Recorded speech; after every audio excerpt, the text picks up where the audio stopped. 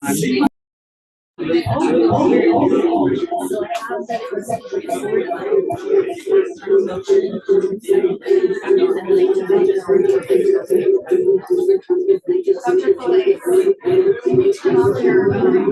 trying. Wasn't me. I think we're setting.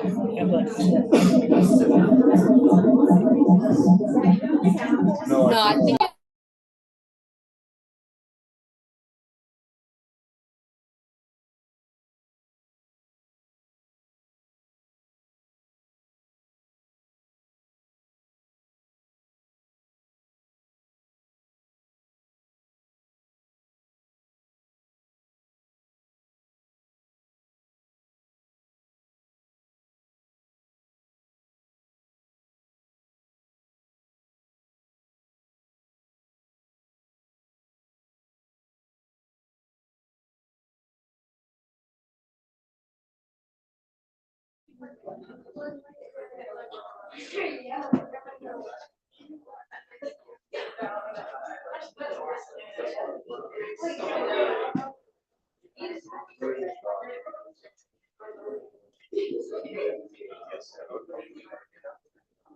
Okay, here we are.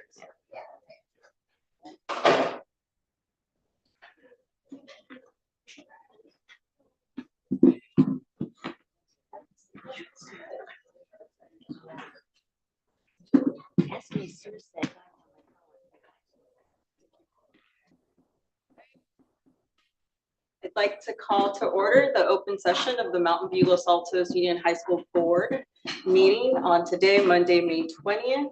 Welcome, everybody. If you can all please rise and join us in the Pledge of Allegiance. Pledge allegiance to the flag of the United States of America and to the republic for which it stands, one nation, under God, indivisible, with liberty and justice for all.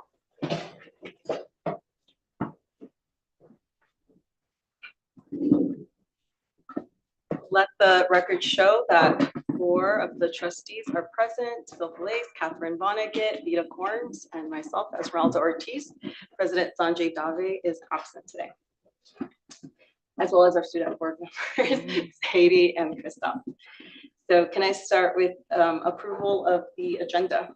So moved to approve the agenda. Moved by Catherine, seconded by Phil. Student board members, Sadie. I approve. Christoph. I approve. Board members, all in favor, raise your hand, say aye. Carries 4-0 with 1 absent. All right, so first, reporting out on closed session. For item number 1, we had a majority of voted 4-0 with Catherine motioning and Theta seconding to approve a compromise agreement with parents of a student to resolve potential claims against the district to fund for students' private placement tuition and registrations costs from 2023 to 2024 school year through September 15, 2025. For item number 2, we had a majority board voted 4-0 with Catherine motioning and Phil seconding to approve a compromise agreement in the Office of Administrative Hearings case number 2024-020464 to resolve claims raised against the district in exchange for a total not to exceed for students' private placement. And then for item number 3, we had a majority of the board voted with Catherine motioning and Phil seconding, leading to a unanimous 4-0 vote of approval on a compromise agreement with the parents of a student to resolve potential claims against the district and funding for students' private residential placement tuition and registration costs from February 2024 to July 2024. And then item number 4, had a majority of the board voted 4-0 with Catherine motioning and Theta seconding to approve a compromise agreement with parents of a student to resolve potential claims against the district in exchange for the student's past private placement at a residential treatment center from January 1st, 2024 through March 31st, 2024.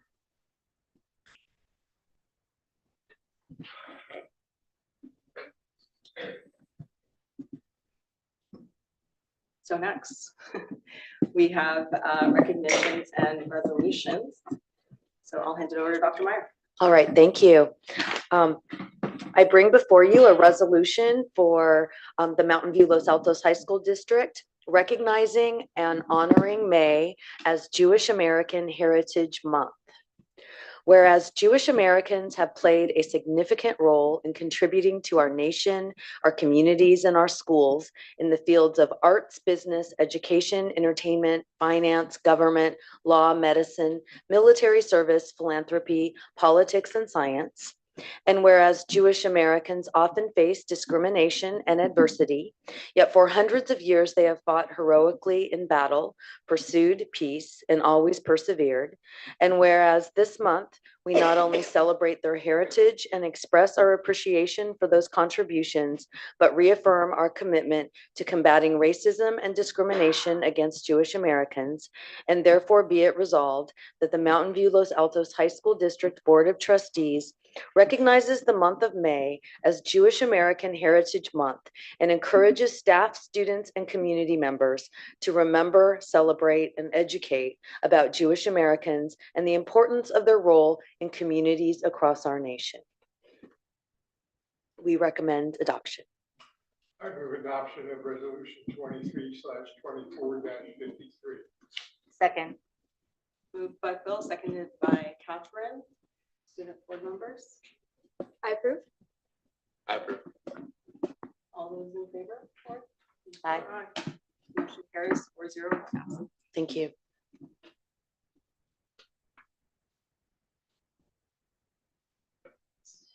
Next, we have board member reports. You want to go first? I am happy to go first. So I have two. I'll start with the first. So the board has selected a new superintendent, Mr. Eric Volta. The district and Mr. Volta are currently working to finalize a contract, which will be brought back before the board and voted upon on the June 3rd, 2024 board meeting. So we're excited to make this announcement. In addition, I have one other highlight. I was able to attend the Avid Class of 2024 celebration over at Mountain View last Tuesday. And the program opened up with videos from students' freshman year, where they got to reflect on their third quarter. And let's remember that this class of 2024 started their freshman year remotely via distance learning. And so I thought it was just a brilliant way to open up the program and have students and families see how far they've come and how much the students have grown. And it was just really great to see the students proudly announce their post-secondary plans and see the pride on the families' faces. So I'll show some appreciation to Mr. Rosario, who happens to be in the audience today, as I think the lead in planning that, along with Mrs. Galante. So thank you. And I also want to thank the volunteer mentors who were in attendance and were repeatedly named by the students in just their own appreciation. So I think it's a great tradition to really highlight the important work that our AVID programs are implementing and the accomplishments of our first generation students, and hopefully a tradition that continues. So others? No, you can go. Might have the same thing as me. So I attended the Chamber of Commerce Leaders Award ceremony, and one of the leaders who was highlighted was Gay Kraus, who has been leading challenge teams since the 1980s. I know Catherine has been involved with challenge team longer than I have. For me, it's been since 2015. For those of you who don't know, Challenge Team is a group of community members, including Dr. Meyer, who gather to talk about our youth and things that affect youth in the Mountain View Los Altos community. And she was the founder of that, as well as Kraus Innovations to help K through 12 educators. So she received a lifetime award, and I think it's about time because Challenge Team has really brought a lot of people together. I know when I joined, I was just a mom, and it was, actually someone who was not a parent who said to me, hey, if you care about kids, you should join this. And that's how I met Catherine, actually. So I'll have to say that Gay Krause is a wonderful contributor to our community and to the children. And so she so deserved this award. And yeah, I've been on Challenge Team off and on for 30 years. I hate to admit that, but yeah. But it's a great group, collaboration of organizations for youth. So look it up, challengeteam.org, and if you want to know more about it. And there's an organization that supports youth that you think might want to be involved also.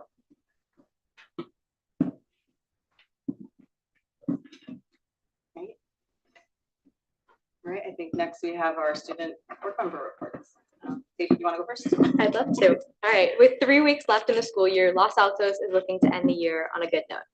On ASB's end, we are currently hosting the dodgeball tournament in the large gym. We played about half of our first round games today at lunch and look forward to finishing the bracket by Friday before senior finals week. With hundreds of students participating and hundreds more supporting their friends and classmates from the bleachers, this is ASB's largest tournament of the year. In addition, the class of 2024 held their senior prom on Saturday at the Corinthian in San Jose, which was very well attended and a very deserved celebration for our senior class. We are so excited to say that 5 spring sports teams have made it to the CCS playoffs this season. Our girls lacrosse and baseball seasons have concluded, but our softball team will play in the CCS semifinals tomorrow afternoon. Our swimming team made it to the state championship, with students breaking school records and placing among some of the top teams in the state. Lastly, the track and field team has qualified for the state meet, which will be held May 24th and 25th in Clovis, California. Looking forward to finals week, students are studying and utilizing peer tutors, the library, and the tutorial center for support. Our senior class is looking forward to graduation and senior festivities on the week of the 3rd, with the senior picnic, graduation practice, and grad night, in addition to graduation June 6th on the field. I also wanted to add that this is my last board meeting serving as the Los Altos student rep, and I could not be more grateful for the experience that I've had and the knowledge that I have gained by sitting here. Thank you all so much for your leadership and your support for all students, and I'm so proud to say that I served on the district with all of you. Thank you.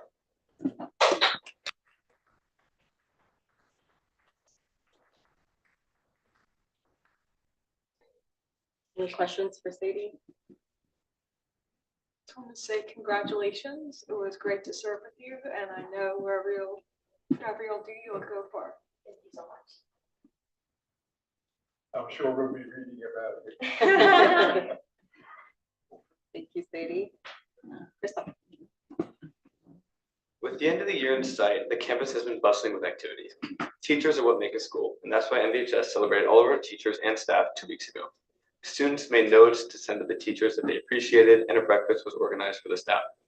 This Wednesday is MVHS's Senior Award Ceremony, which serves as a way for our school to appreciate and congratulate our seniors for their hard work and achievement at MVHS. AP tests took up most of our students' mind space for the past 2 weeks, with countless exams going on in the library and gym throughout the week. Our juniors and seniors were able to enjoy prom that weekend, put on by ASB at the DoubleTree in San Jose. The dance was a huge success and was well attended by our students. Coming back on campus after a fun weekend, we had our end of year rally and started our end of year spirit week, with Monday being pajama day. All in all, it's been a great year here at MVHS, and our students are ready for summer. Yes. Any questions or comments? Thank you. All right, moving on to our students of the month. Maybe Dr. Meyer would want to say something? Or do Oh, would you like to say something? Okay, wait for your report. Okay. That's why I paused. I wasn't sure. Yeah, okay. Do you want to go first? Crystal?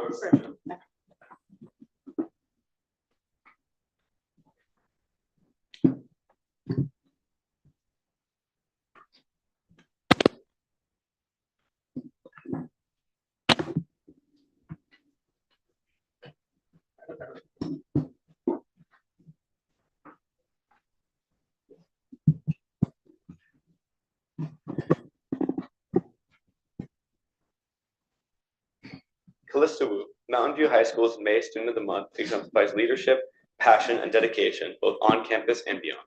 Her remarkable involvement in various clubs and activities showcases her commitment to making a positive impact in her community. At MVHS, Callista serves as the incoming president and current vice president, lead instructor, and community outreach organizer of the Girls Who Code Club. Her leadership extends to the Mountain View Los Altos speech and debate team, where she will soon assume the role of president and currently acts as director of volunteering as Lincoln Douglas team captain. For the past 2 years, Callista has led her debate team to numerous successes, organizing after-school classes in 5 middle and elementary schools and hosting 4 scrimmages for about 70 competitors, fostering a strong foundation in debate for younger students. Outside of school, Callista is an exceptionally active competitor in Lincoln Douglas debate, participating in tournaments most weekends. This year, she qualified for both state and national competitions and won 5 varsity tournaments. As a team captain, she plays a crucial role in preparing her team for competitions, sharing her expertise and passion for debate. Callista's love for volunteering is evident in her dedication to teaching.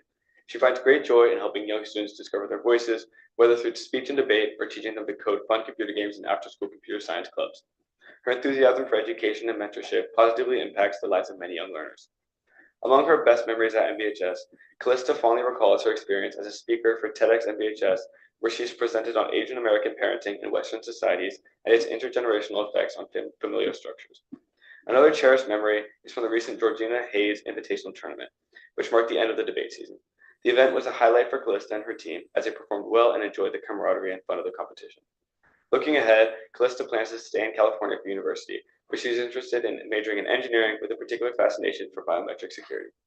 Open to exploring various fields, she is driven by a strong desire to continue learning and growing. Callista's journey at Mountain View High School is a testament to her dedication, leadership, and passion for both academics and extracurricular activities. Her contributions to the MVHS community make her a deserving recipient of the Student of the Month award, inspiring her peers and the broader community alike.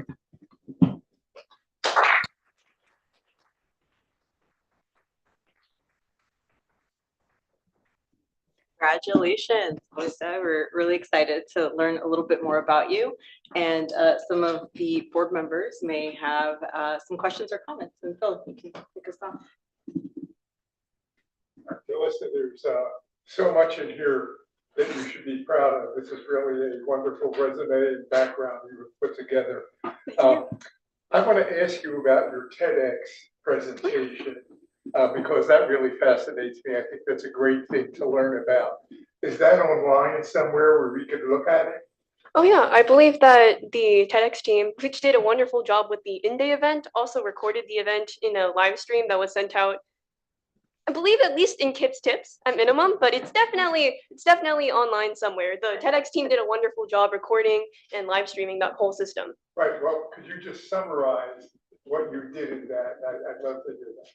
Really, all I did was talk. So I remember the system is amazing. The team at school, it's a club, an organization. They do an amazing job setting up the day event, and essentially you apply, you have your topic, you develop that with wonderful coaches. So my topic was on filial piety, which is this concept in many Asian American families. And essentially, when I remember seeing the topic, I believe it was like expanding your horizons. I just wanted to do something a little bit different that I thought would come contrary to a lot of beliefs. So at least as an Asian American in a couple of AP classes and all, I feel like the general consensus is, oh God, my parents made me take this. Dang, this is too hard. And now I have to apply for summer programs. Oh no. But I thought that there was like another lens to view education and specifically parental involvement. So the concept of filial piety describes this respect to Asian American parents, as in there's a sort of relationship where you trust that they want the best for you. Fundamentally, that doesn't mean that it justifies any sort of like specifically harsh parenting, but it comes from understanding of their background and their intent. They want the respect for you. They want you to respect them in the way that they respect you. They trust you. They raised you. Fundamentally, it was a choice to have a child, and you place respect and trust in your parents that they're doing what they can to raise children as best as they can. And you understand that sort of background, even though parenting is pretty difficult. So yeah, that was my topic. Sounds bigger than it is, I promise. It was only 10 minutes of me talking. Well, now I'm definitely going to find out. Thank you. I'll go next. Well, debate. What was your favorite, or do you even have one, but you have kind of like a favorite debate you ever had, and were you pro or con the topic? Oh yeah, so And I'm gonna say the other half too, so you can answer it at the same time. How does it feel to try to debate on the opposite side of how you actually feel? And I mean, because you have to do that a lot, right? Because you get assigned one side or the other. So your favorite debate, and then also how do you feel about when you have to do the side you don't agree with? yeah, of course. So you're definitely right. I spend a lot of time flip-flopping between affirmative and negative on every topic. And I do a prepared event, which means I'm doing 2 months of research for all the topics I'm competing on. So it's a lot of thinking and a lot of flip-flopping. But I'd say that because I have to choose between, I don't get to choose because I'm assigned affirmative or negative all the time. And honestly, within 1 hour, like the next time I'm completely switching my side and talking passionately like a motivated student that judges would vote for, I think that quite frankly, I have less opinions. I know more about all these topics, but I think that there's validity in both sides. Hence, I think that results in me, I don't comment a lot politically just because I think after researching 2 months, I know there's more research to do. There are professors, students, there's just an abundance of content out there in different perspectives. So really, I think every topic I've done has taught me a lot. I think the topic that was most fun for me was probably this topic on whether or not private companies should go to space, just because it's space, right? That's exciting. So we were talking about like landing on Mars and colonizing Mars and moving away from Earth and the impacts on the Earth and the land, the impacts of rockets, the Kessler syndrome. I just think space is pretty interesting. But all the topics have some sort of political bias. I learned a lot. And really, I don't think that I have a lot of opinions on whether or not the affirmative or the negative is fundamentally true, just because in the end of the day, both of them are probably true, and both of them are a little bit false as well. Thank you so much. Yes, so I wanted to ask you about Girls Who Code.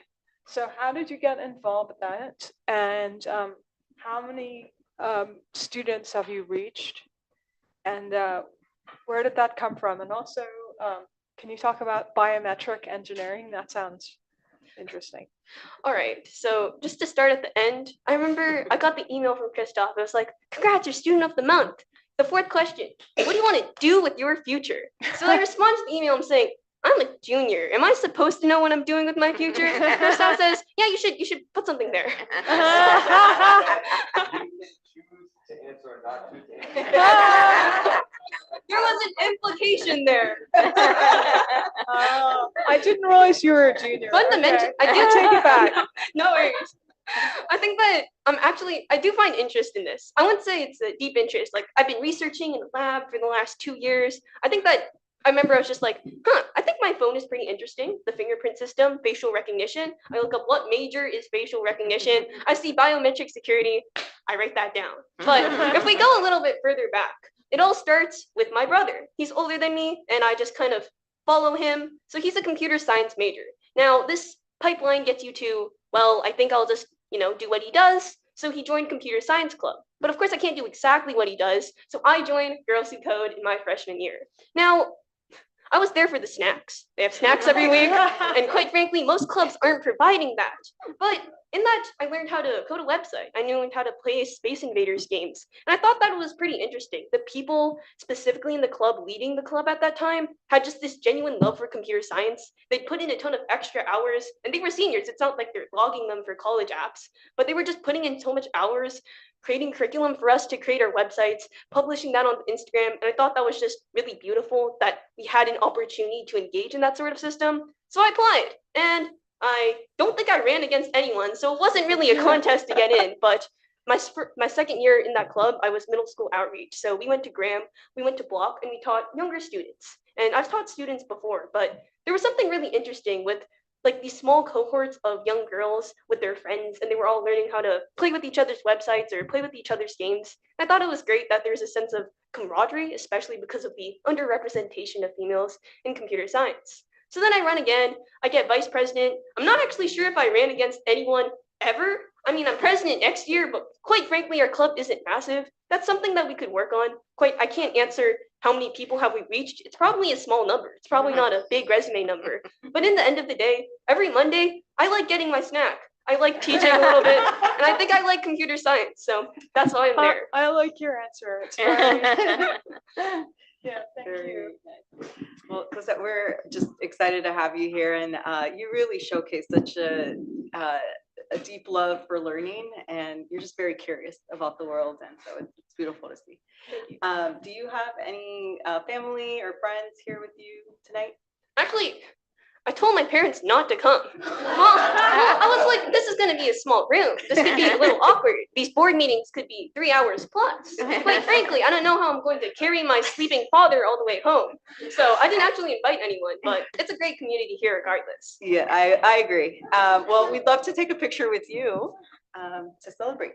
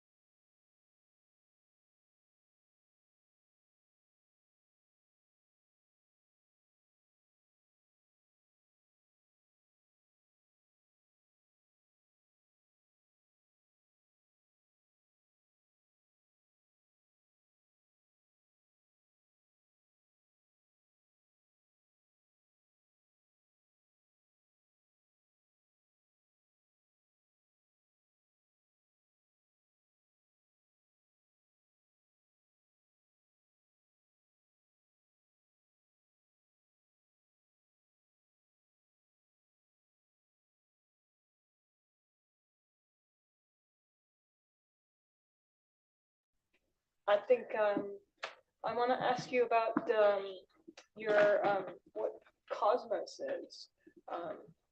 It sounds really interesting, and also your sort of interest in genetics, where that came from. Yeah, Cosmos is a summer program funded by the state. They have campuses at UC Irvine, UC San Diego, UC Santa Cruz, UC Davis, and now they're expanding to UCLA. And it's a STEM-focused summer program that involves 1 week of in-depth learning and a subject of your choosing, and you apply to a certain subject. And if you're accepted, you get the opportunity to study that subject with professors and postdocs for a month. So in that cluster, I was able to research genetics and how that affects muscular dystrophies. That was an incredible experience for me because I do really like genetics and I have a family history of muscular dystrophies. So it was great to see that connection of something that's always been around me and been able to see that in the lab form. What initially sparked my interest in genetics obviously started in the biology class from freshman year, learning about DNA and how that DNA turns into proteins, and also about how we're all uniquely different but similar at the same time, and how that all connects to our DNA was what initially sparked my interest in genetics. And it's been a privilege to be able to further that and connect with others in the field through the symposium. That was something that we hosted just on Sunday, where we had over 100 attendees at the community center, ranging from high schoolers to adults. And we were able to learn more about career pathways within genetics and learn more about recent advancements. That sounds like an amazing event also. You're just doing amazing things, and I'm sure we'll see you in publications, more publications to come. Yeah, thank you.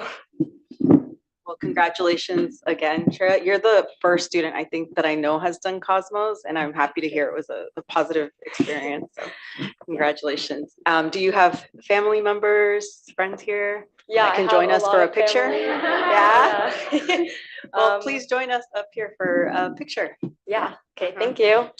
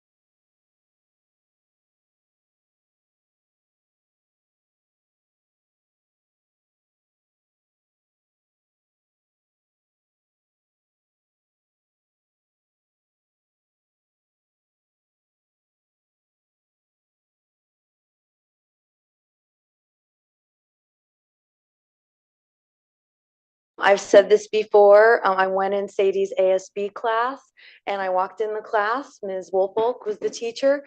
And I remember leaving there going, who was that kid? She was so engaged and paying attention and asking questions and really just kind of stood out in a room of standouts.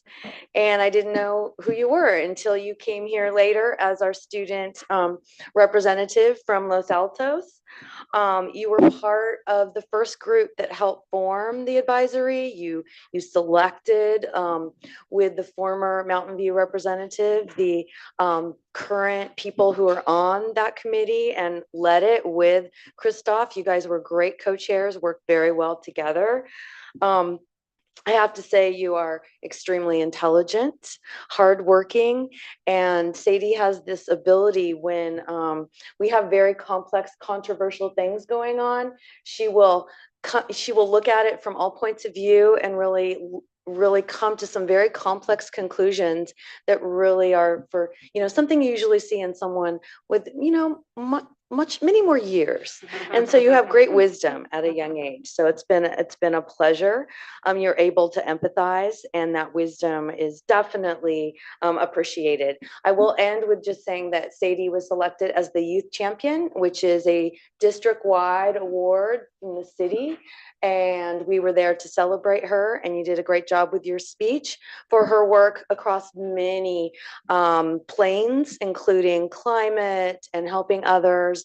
And overall, it's just been a pleasure working with you. I wish you well as you head off to Esme's alma mater, UC Berkeley. And congratulations on that. And I do have to say, I had the good fortune to meet your parents who are here in the audience, and they were there in force for your youth champion. And really, you saw the benefit of having everyone come together to really support the youth, which was the Youth Champion Award, but that happens as well in your family. So congratulations, Sadie, on your future and everything. So the board and I have something for both of you in honor of your last meeting. And thank you to Amy Vargas, who helped also put everything together. So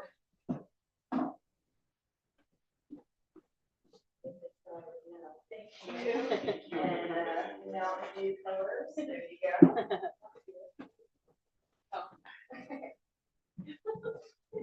And just, it's early, but a round of applause for your great work.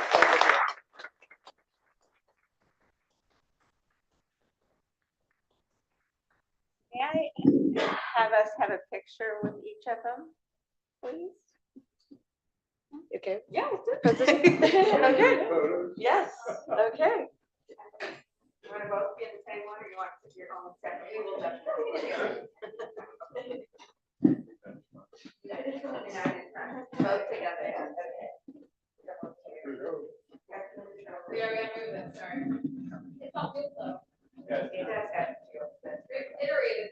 I improved. That's right. Okay.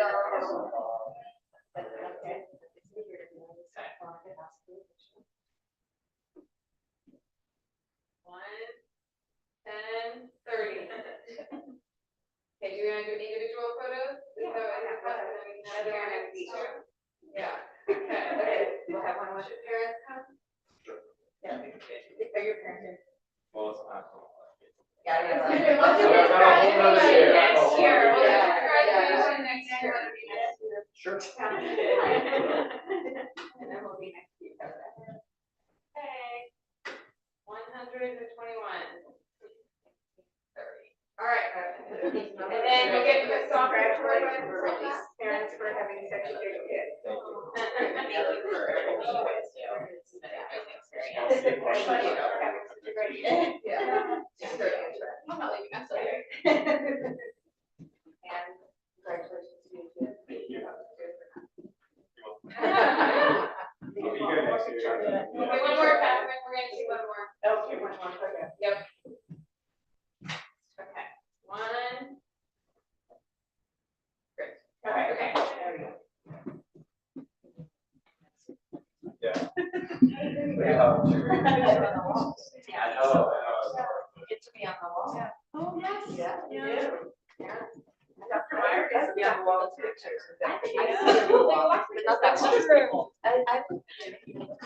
Yeah, you can compare your hairdo with some of the ladies from way back then. And then you can too, Christoph, because styles change. That's all right. Yeah, yeah, well, I mean, there's room Want me to over go by ahead? the Yeah. clock. Okay, I'm going to go through the superintendent's report. Let's see.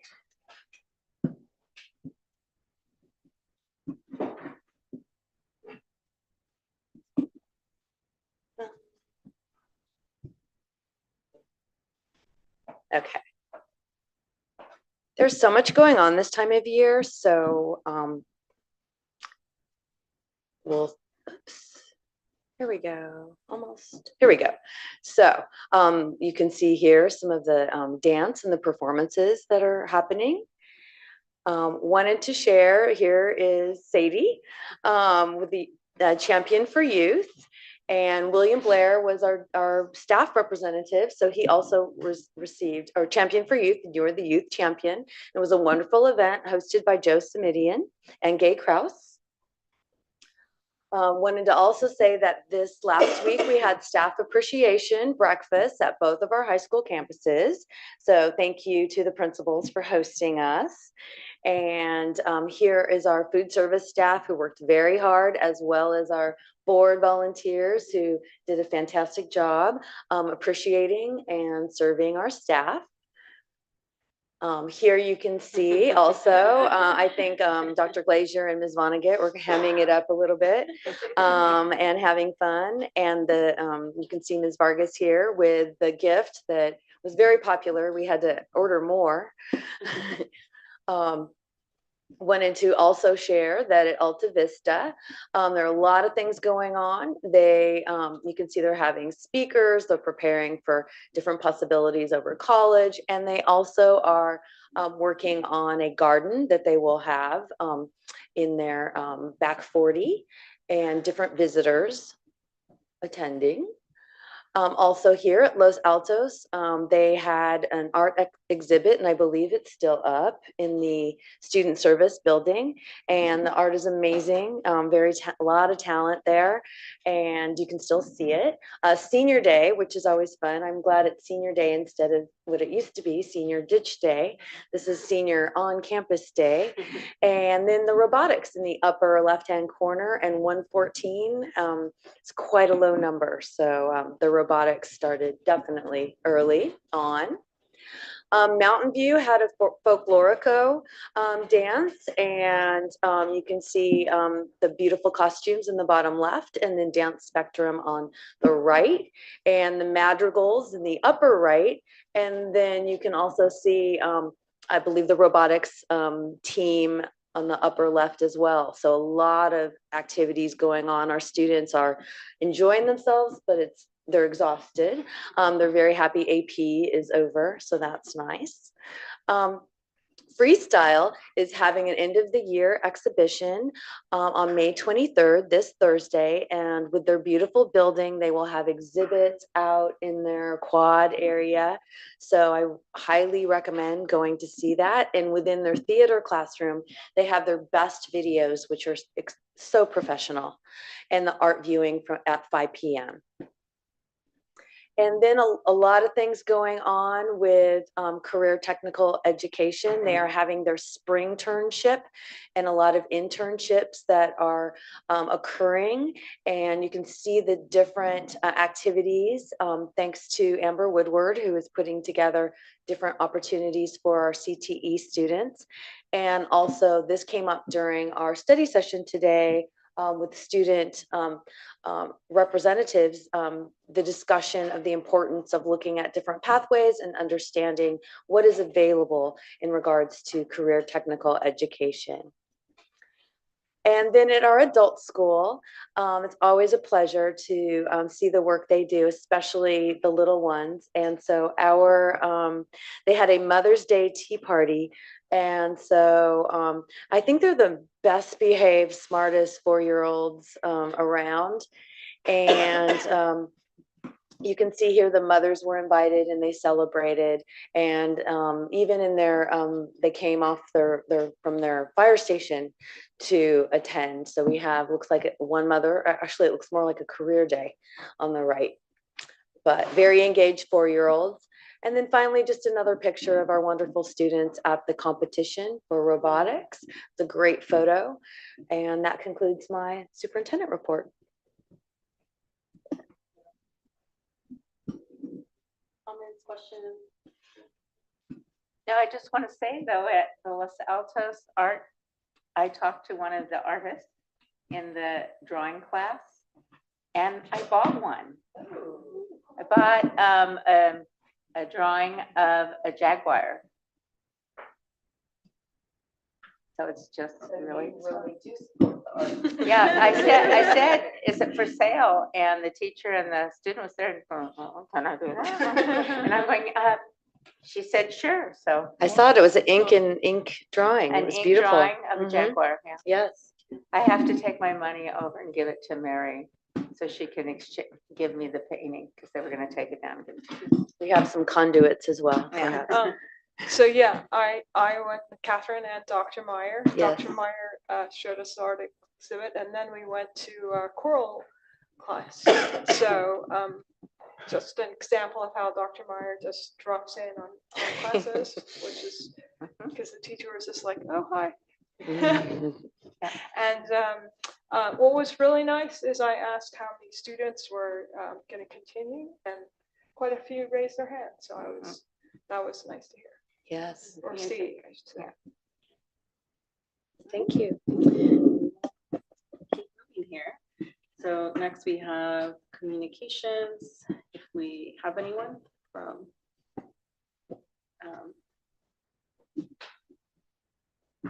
the Teacher Association or Employee Association to speak. Next we have public comment. If we have anyone who'd like to address the board. Okay, and that moves us to consolidated motion. Do we have to say anything about the item that was pulled or not? Because it already says pulled. Yeah, 16.19. Okay, so I move that we approve the consolidated motion 16.1 through 16. There's a lot of them. 20. Find the last one. 16.27. Second. Moved by Catherine, seconded by Theta. Christoph and Sadie. I approve.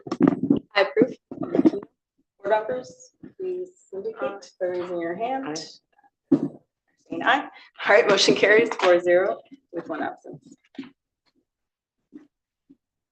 Okay. I think now we're on to our business items. So our first one is the update, the English Language Development Department update. And I'll pass it over to Terry or Dr. Meyer. Either. We would like to welcome the English Language Department presenter to the front. And we really look forward to hearing about the development, not only with our newer program at the Saltos High School, which we developed this year, but also from the model at Mountain View High School. And thank you to Terry Bott for your support of this program, as well as our coordinators who worked very hard to make sure we have the direction.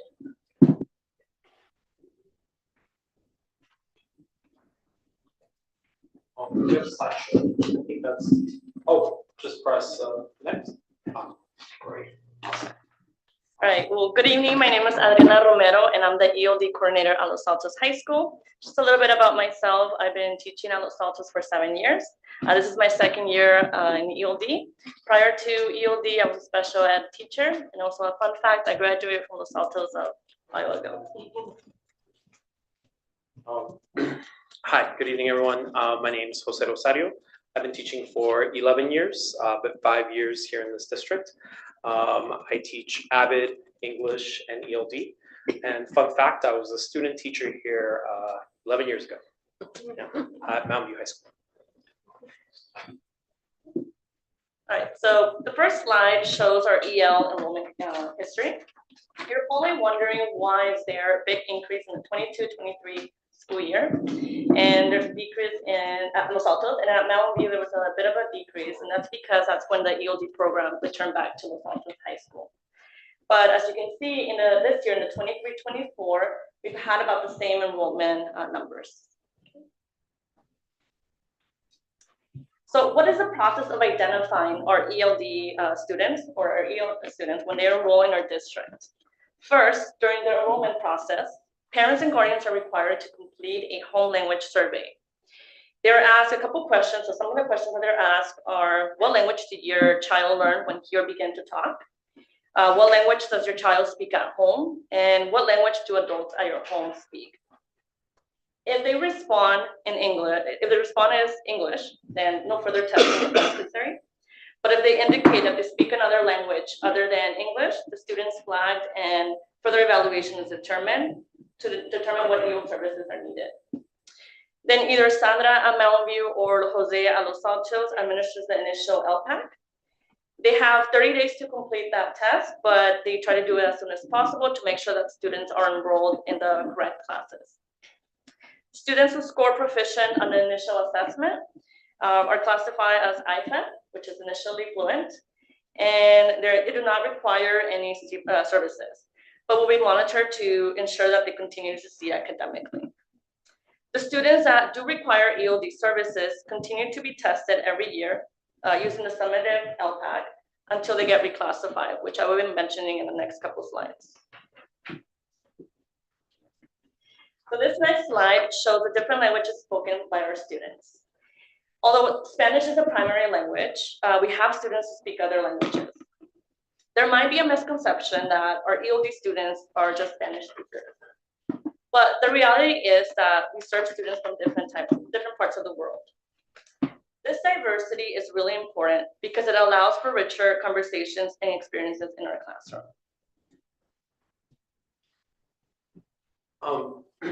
I also wanted to talk to you a little bit about some of the performance indicators from our students that are often reflected in our California dashboard. One of the things that's really important is attendance. And you can see here a decline in absenteeism for Mountain View year over year since 2021. I also want to show you that there's been a slight increase at Los Altos.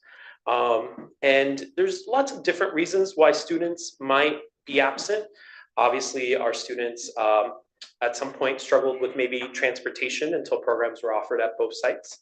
But there are other factors too. Our students often work, surprisingly, sometimes during the day. The cost of living here is brutal and every member helps in a lot of our households. Additionally, the student might be tired from just working all night the previous night before. And when you have been transplanted into a new country, new language, with what can often be an intimidating academic system, evasion is coping. So there's lots of reasons.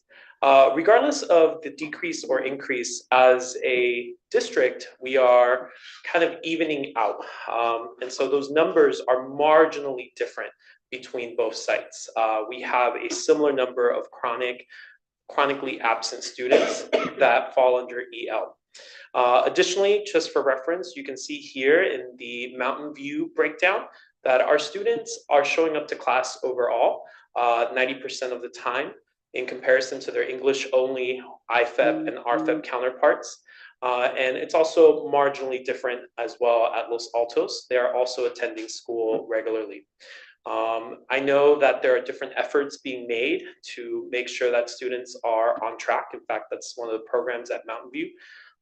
Additionally, just incentivizing students to come to school, rewarding them when they do arrive consistently, and calling home, sending officers to check on home safety checks.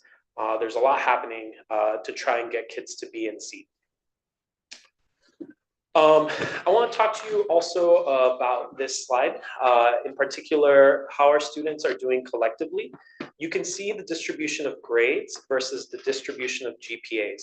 So the number for the distribution of grades is a lot larger because it's being considered as every course everyone takes, right? So you can predict on average, it's like each student times 5 versus the bottom chart is telling you each individual student's GPA.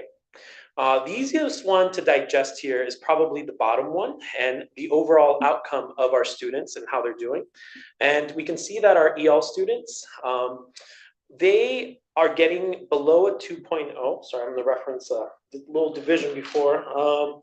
They are getting on average, or not on average, but 24% of our ELs are performing below a 2.0.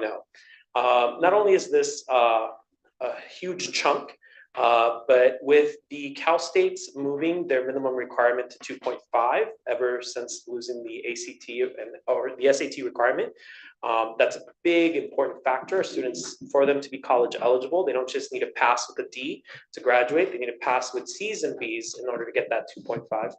In comparison, our English only are performing below a 2.0 2% of the time, and our initially fluent are performing below a 2.0 1.4% of the time. And our RFEPs are performing below 2.05% of the time. So that bottom chart and overall outcomes is just something really important to consider in the grand scheme of college access and options after high school. I'm going to move on to graduation rates. And we have side by side a comparison of how we're doing with graduation in regards to Mountain View on the left and Los Altos on the right. What's really valuable here is just the little bit of a roller coaster that it seems. And I want to remind everyone here of two things. Our population is small, so even just 3 or 4 students more or less than previously just changes the percentages a lot. I also want to point out that we've had some really strong years, and in recent years, and especially in the last 2, we have dipped a little bit. And I recently learned that when CalPATS and the DataQuest database references when our students graduate, it doesn't matter if we offered the student a 5th year. It doesn't matter if we required half of the credits under AB 2121. If they did not graduate as 12th graders that year, we still get, for lack of a better word, dinged, even though we have offered opportunities for our student to continue the next year. So it is possible for a student to redeem themselves the following year. In a more nuanced report, we might be able to go over something like that. For reference, I also included Fremont High School, just so that you can see that they too, with a similar student body, slightly bigger, they too have kind of like a roller coaster of results. Okay. And then, I think, sorry. So here's what it takes to be reclassified. There are 4 criteria. The first one is to receive a 4 on the summative LPAT test. In this assessment, they take it in April, and it tests their proficiency in listening, speaking, reading, and writing. The second is teacher evaluation and a grade of C or higher in their English class. And the third is a parent consultation, so where parents are able to provide additional information. And the last one is passing score on the EDGE reading comprehension test. These requirements are set by the state, and both sides are aligned with this process.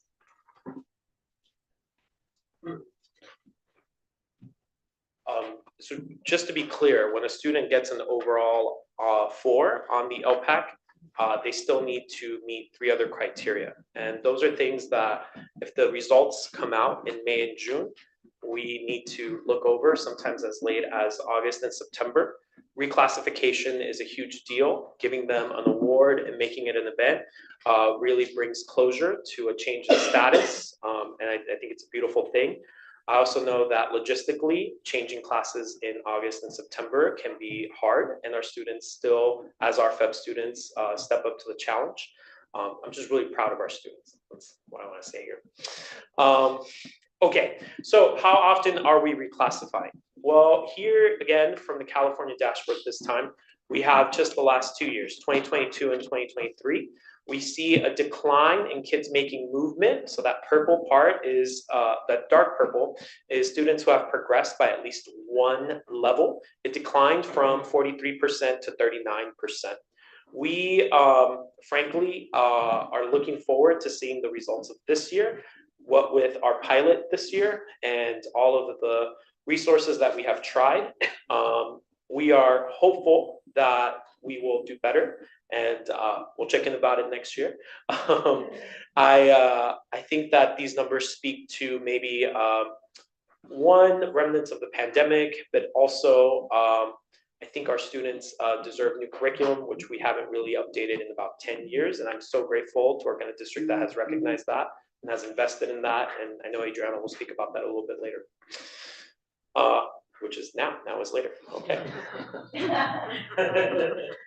So our commitment to our ELD students start with our district leadership. They have prioritized creating space and opportunities for both sides to tackle issues that we had not had the opportunity to do so before. We had 3 challenges when we started this. The first one is, what did it mean for our ELD students to be at a certain level?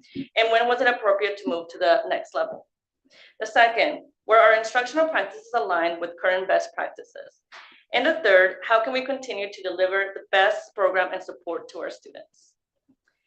Having release days have allowed both school sites to dive deep into adapting curriculum.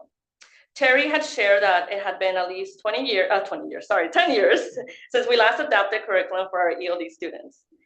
This has allowed us to review different materials and strategies, and we are identifying the best curriculum. We have also had conversations about the ELD standards and how to incorporate them into our curriculum to ensure that we're meeting our students' needs. Our release days has allowed us to continue dialogue and develop strong professional relationships so that we can best align and support each other. Lastly, we were able to attend national and regional conferences such as CAVE and Be Glad to learn more about current practices and how to incorporate them into our classroom. So moving forward, the classes being offered to our ELD students make a world of difference in their progression towards both graduation and potentially college acceptance.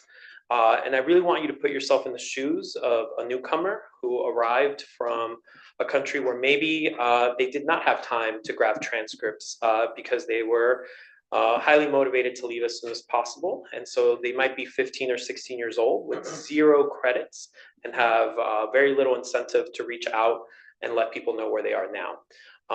That sounds dramatic, but it is the case for some of our students.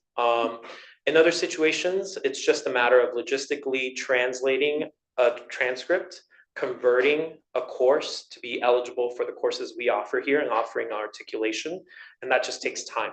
So the students that come here from another country do not often do not have the credits that match their age. And so the classes that we offer are very important. I would split up these 4 columns from ELD 1 to ELD 4. I would split them up into 2 sections with ELD 1 and ELD 2 students often sharing similar courses. They will take their ELD 1 lit and oral class, and similarly their ELD 2 lit and oral class. And as far as what's offered for science, they'll take integrated science or human bio. They will also take whatever history class is most appropriate for them, whether it be civics ELL, econ ELL, or US history ELL. This will help them in meeting high school graduation requirements, even in making the course more accessible than if they were in the mainstream US history or civics and econ course. In comparison, our upper level ELD students, the 3s and 4s, you'll notice that they also take 2 English classes, but one of them is a mainstream grade level English course. I think one of the things that we struggle with is knowing when to push students into the mainstream so that they don't feel like they come to a school where there's 1 campus but 2 schools. I think our 3s and 4s are up for the challenge, and we have data to show that they are succeeding in their current placement and that integration is appropriate at that level. And we look forward to seeing how they do in their grade level English classes next year. Additionally, they can take grade level science classes and grade level history classes with the option for US history SEDI still at that level. So that's the course catalog in a nutshell. So now we want to show you some pictures to just highlight our program. So this first couple pictures are ELD mentors at Los Altos High School. So when the ELD program returned back to Los Altos High School, a group of students, including those in ASB, SCL, AVID, and LSU, came together to be mentors for our students. Our ELD mentors give presentations about things that are happening around our school. So for example, during homecoming, they'll come in a week before, tell our students what homecoming is about, the different activities, the dance, and it gets our students really excited about that.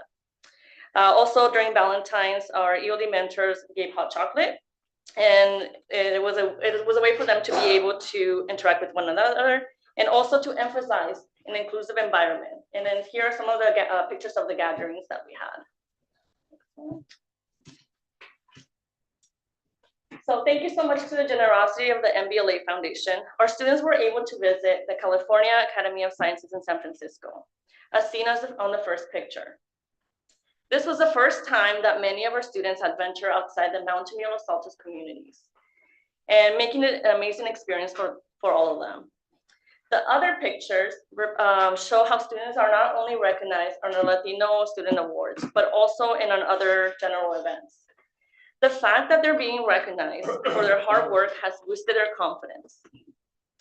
The last picture shows one of our ELD teachers, this last picture, shows one of our ELD teachers demonstrating the meaning of Halloween and pumpkin carving with our ELD 1 students. This was a new experience for many students, as the majority of them do not celebrate this in their countries. We recognize that some students have a hard time getting to school. We have an amazing partnership with community partners that has resulted in a bicycle program, where students can obtain a free bike to come to school. Just as we have our partnership for our bike program, we also have a partnership with our adult school, thanks to Julie Bow and her staff at the Mountain View Los Altos Adult School. We actually just took seniors to visit the school and also sit in some of the English classes. So it was really nice for the students to go in, see how that is, and interact with other people in the classroom. Also, Sarah, the ESL coordinator, recently gave a presentation at one of our ELAC meetings on how parents can access education for themselves. And I'm really happy to announce that there are currently 5 parents who have signed up to start taking classes at adult school this summer. We had a few really fun events. We had the ELD advisory with guest speaker Elvis Lopez. Daniela, can you remind me what Elvis? Elvis! That Elvis! Oh my goodness! I cannot see your face in the picture. I'm so sorry. Oh my goodness. Elvis, what did you guys talk about? I talked about how I grew up from Mountain View, not from here, and how my path, and how I decided to go to college and make my own path. That's awesome. I appreciate you coming by. That's great. That was awesome. And then we did the High School Dreamers Conference for the 2nd year in a row. This is offered by Sequoia, and we take students there to learn a little bit about their options if they are undocumented or if their family or friends are, and they learn all about different scholarships. They learn about different legal options and different resources that they can take. Folklorico happened as well, which was also in Superintendent's update earlier. Ms. Gabaldon, one of our new ELD teachers, she has been quite a force in getting our students to take part in some of the activities on campus. She's taken them to a football game and to a High School Musical with a lot of incentives, like I will buy you all a hot dog and a drink, or we will have snacks before we go watch High School Musical. As someone who in high school myself was very much too cool for school and just wanted to go home, I think encouragement like that would have been all the difference for me to really feel welcome and partake in school activities. And then we secured 3 trips to Filoli in Woodside. Has anybody here ever been to Filoli? Anybody? Oh my goodness. I hear the tulips are amazing right around spring break. The students, again, started off kind of hesitant before going on the trip, and by the last field trip, everybody was fighting for a seat. They really, really enjoyed themselves. And you can see some of the pictures there. And then the last one is the STEM presentation and career exploration in data sciences, which I also was not there for. But does Daniela, do you know anything about that one? We just tried to increase the access to career experts in different fields, and this would happen. Awesome, cool. Well, thank you so much for your time, and I'm happy to answer. We are happy to answer the questions. So for the math, it said other. So if for the math in the course, in your course sort of availability sheet. So if the student were to be able to go into a higher math class than the ones listed, they do have the opportunity to do that, correct? So much depends on the students' previous courses that they took at their school. And so, yes, they can take another one. Like some students come in having already finished geometry, algebra 2, are ready to take on something like calculus. And so the placement of math will depend on past transcripts. Yeah, thank you. So just to follow up, how many of those classes are, how many of those math classes are A through G? Every math class we offer is A through G. We used to offer a class called Math Mastery, which was not A through G. It was an elective course. I just want to be clear that that course, when our freshmen come in from feeder schools, they often start with geometry. 2/3 of our new classes start with geometry. So if you're a newcomer and get placed in Math Mastery, then take algebra or Algebra 1 Enhanced the year after, and then in your 3rd year, you start with geometry, you're at such a disadvantage to all of your other peers who have already taken it. And if your goal is to apply to college, getting to Algebra 2 now requires 4 years, which is the minimum for CSUs and UCs.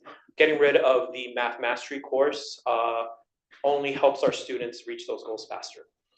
Yeah, and my other question was, you had listed this, like, it seems like there's a progression for, you mentioned a progression for EL 1 and 2 in other subjects, but it seems like in math, is that just because it's based on the placement of the student, or is there some other reason why the same math courses are listed for all ELD levels?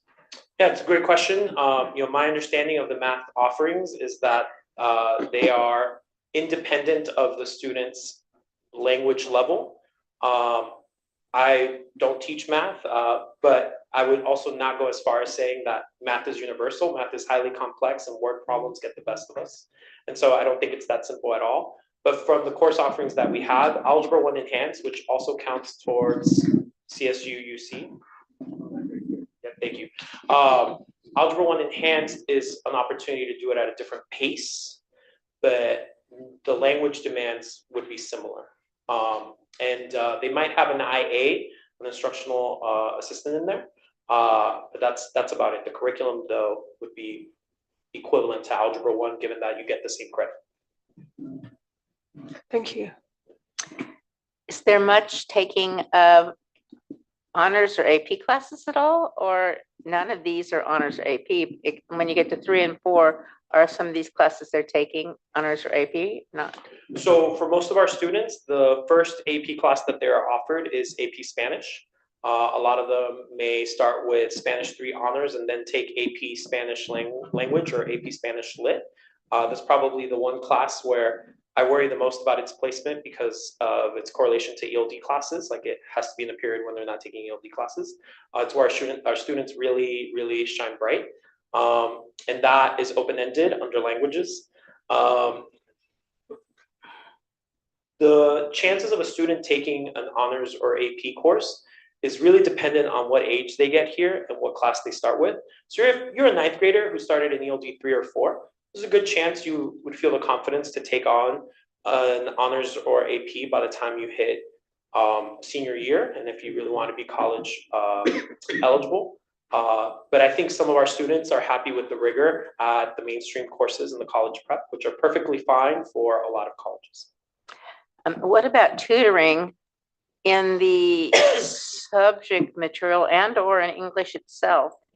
So so that kids could keep up with at least the rigor of a CP class, to get their degree with a good grade? So one of the things that changed in this last school year with classified staff getting extended hours, one of the things that is offered consistently, especially for math support, I believe it's Mr. Ravel Rivas, among other IAs, who offers support before school and after school in the tutorial center. And those students see that IA in class throughout the day and often seek support outside before or after school. We also have our regular tutorial center. Those are some of the things that I know off the top of my head. I'm not sure how tutorial. Same thing with Los Altos. We have our ACT time, so students go in and get that help. And then also my classroom's right next to the tutorial center, so it makes it really easy to go ahead and have students go to the to get help. But also we have tutors coming into our classes, so that's been really helpful as well. So with them coming into the classes, does that encourage them more? Because that could also be another issue, is they are reticent to go to tutoring when they could be doing something more fun in the hours they're not actually in a class. So we were a little worried at the beginning because we thought sometimes when tutors come in, students be a little bit hesitant of getting that help, especially from their peers. But they're actually been very welcoming, and they go into the class, and I've seen that with some of math classes where they go in, the teacher does teaches, and then after that she'll have the tutor walk around and just be helping one-on-one with the other students. That's pretty helpful. Yeah, I think when I interview some of my students about what school is like before Mountain View, there's just so much inconsistency depending on the home country in hours throughout the day. The stamina of being here from 8 a.m. to maybe 4 varies from country to country, and some of our students also have a lot of responsibilities before or after school. I taught a student who was a bricklayer during summer school. That was his job, and his back was like so tired, and he still came to class on most days, right? Again, anecdote, but our students do have a lot going on, and sometimes getting home is urgent. Yeah. I'm a little bit interested, well, more than a little bit interested in the new curriculum you're talking about, with the new textbooks or whatever. Where are you getting this from? Are you looking at other states or other areas that have very successful EL programs that you can compare to, or look, to advance people? Because that's the other thing. It'd be nice to advance kids even faster, but I don't know if you can shove all that information in any given head that quick, So what do you think in terms of the research into the new curriculum? So one of the advantages of going to those conferences, like the CABE conference at the top right, is that you get to see lists of commonly used texts by school and grade. And it's prompted us to reach out to places like Vista Higher Learning, who we already use in our world language department, HMH, which is used in various departments as well, National Geographic, who we already worked with, also known as Engage, with some of their curriculum known as EDGE. And so we're going based off what has worked well for similar districts or what we have heard at conferences. When it comes to selecting a text, reading is such a complex journey, and it requires texts that are accessible, and different textbooks offer different levels of accessibility and support. And we're trying our hardest to take a whole unit seriously with fidelity, so that we can scrutinize later. We got the books in waves between October all the way up to February, and we're extending the pilot all the way to December until we have seen it be tried out with fidelity, and we can report back on the various expectations from the district, including, does it have assessments? Are the assessment standards based? Does it in any way align with what's going to happen when they take the LPAC for reclassification, along with the other multiple bullet points on the district expectation sheet. And we have teachers who are taking it very seriously and reporting out with examples during our release days. And so that research is ongoing, is what I would say. And you're in alignment between the two schools. You're gonna use the same text. and all Yes, yes, we're all gonna Yeah, vote together. And we're actually meeting in the next, actually on Wednesday, to have more conversations about the curriculum that we're currently using. Okay, thanks. Nice to hear how it's all going. Anything else, Bill? The one thing, if we go back to the catalog of classes, if I see that the like science is labeled, but if it's not labeled, should we assume both things are offered at each campus? Are you adding integrated science? No, but that one's labeled no. Yeah. Oh, Yeah, just the ones that are oh, labeled. I see. Oh, that label. Oh, yes, yes. Yeah, if it's not labeled, it should be offered at both. Yeah. And I'll give my context to why I'm asking that. I think recently we've had some community members express concern about, having less ELD offerings. And I don't know if across the district or at any respective campus, but I think even just your explanation around the math course, I think is really important to like make sure we're all aware of, the rationale of some, if a course is eliminated. And how it really benefits students in the long run is important to just continue to educate ourselves and our community around. So I appreciated that explanation. Just to clarify, the social studies courses, some of them will only be here for one more year, like the US History SEDI course only has an expiration date of after next year. And the other courses, Civics ELL and Econ ELL, those are also offered at Los Altos? The ELL, no, just SEDI. Just the SEDI. Okay, got it. But I think to Esme's point, I think there is some concern that we're making sure that, we want all students to have the opportunity to graduate A through G, but also at the same time, we want to offer them the support they need in order to actually take Algebra 1 as opposed to Math Mastery, which is not an A through G class. So I think it might be that education piece may be missing, because when you eliminate a class, right, the messaging may need to be not that we're eliminating a class, but actually we're giving students an opportunity to take and to actually access college curriculum, and we have tutoring available, right? So the students have the support they need to succeed. And then you'll have actual numbers, I assume, next year, so you can show us that you're succeeding. Right now, you're still doing this, right? So I think you're sort of in this in-between state where you don't have the data to show the success of your students. Yeah, and I think similar lines, my second comment was just going to be that it's good to both have alignment on new curriculum that we're piloting, alignment around, course catalog, because I think often when we're comparing data from the two comprehensive campuses, it's really hard when there's so much variation in terms of offerings and approach or strategy that we're taking. And so I'm excited for, next year's data, knowing that there's very much alignment, and that's been intentional this year. And with that, I just want to also thank Melaview High School, because when we started the program at Los Altos, they have been very welcoming. They've shared what has worked and what hasn't in their school site, and so that's been really helpful. So we were very thankful to Melaview. So I'm curious there's really I didn't see any statistic that really compared the, say, 122 or 108 Spanish students to the like 20 or so others languages.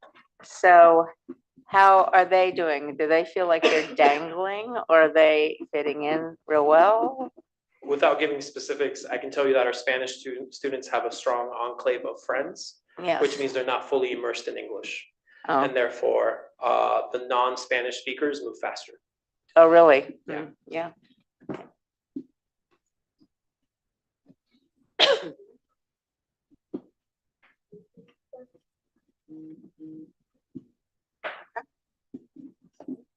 you so Thank much. you.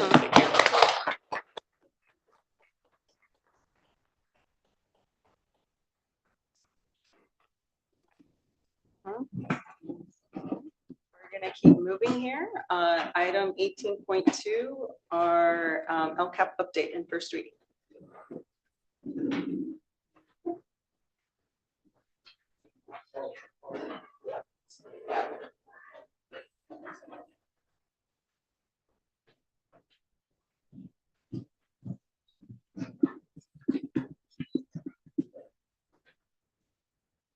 Did I go the wrong way? Yes. All right, let's try that again. Take two. Good evening. It is a pleasure to bring to you a couple of items today. The first reading of our 24 to 27 LCAP. With this will be also a brief briefing of our 2024 LCAP annual, and also with that, the budget report for parents. All of these are attachments within this line item on our board agenda, and my presentation will do an overview or encompass all three of these reports. I just want to start off in remembering the why to our work, and that is our students, engaging them instructionally, engaging them social emotionally, engaging them creatively, as well as the staff that it takes to be able to support our students in doing so. And I just want to point out this upper right-hand picture is one of our staff at Mountain View High School who was just voted as Teacher of the Year for MVLA Mountain View High School, and that is Esther Wu. And as we move, excuse me, into our report, I want to start with the briefing of what is the LCAP? So there's a couple of components of the local control and accountability report, and one of it is the state mandates. It requires goals, actions of accomplishing those goals, metrics to determine the progress, and for us to note the funding, both predicted and actuals. Another component of the local control and accountability report is that we're focusing on all students, but also with specific and special attention to some of our more minority populations.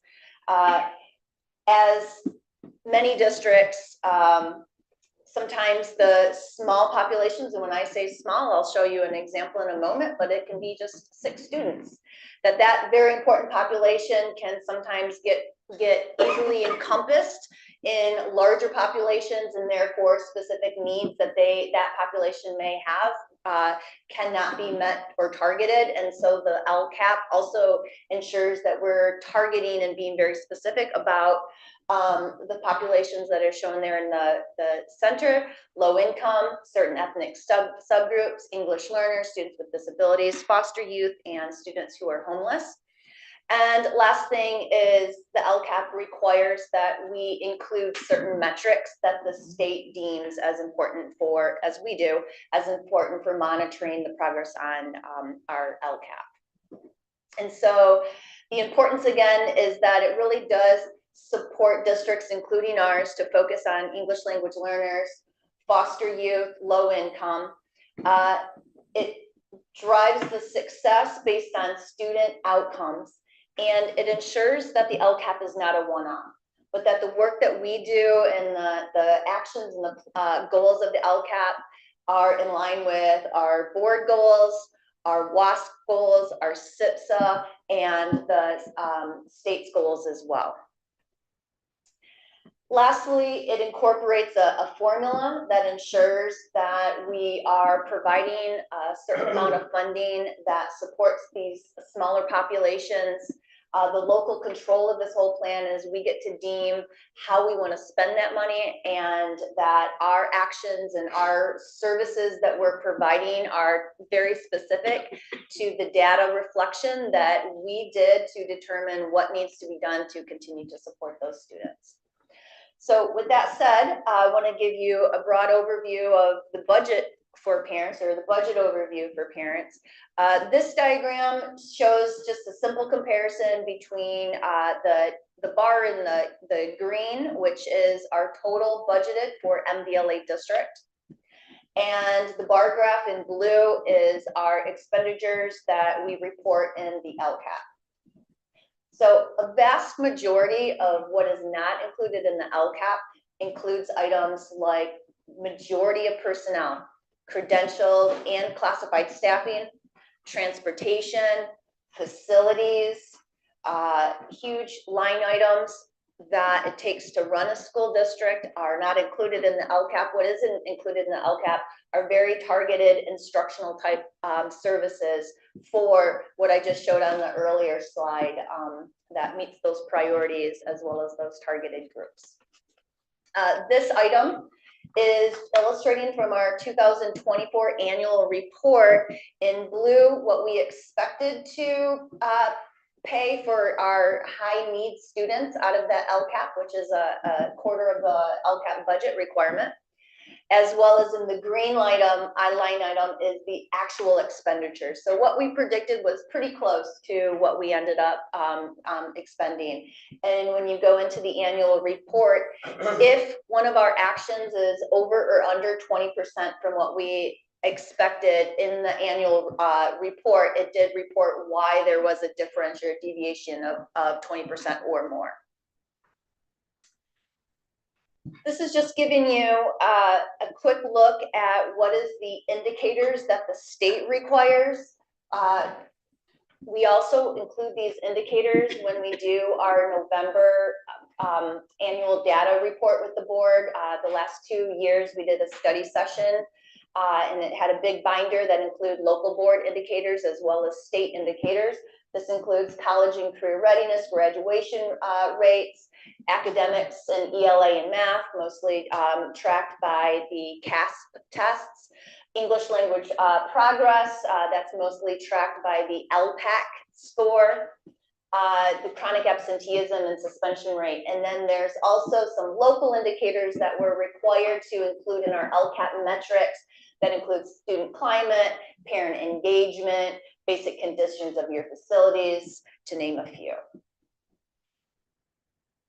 Part of advancing from the reflection of the 2024 LCAP annual into the renewing the LCAP, which is the 24-27 LCAP, is taking time to reflect on not just the 2024 LCAP and the progress we made from the metrics, but going into various other metrics like the dashboard and sitting down with a variety of stakeholder groups to understand the metrics and determine what does this mean in terms of our next steps.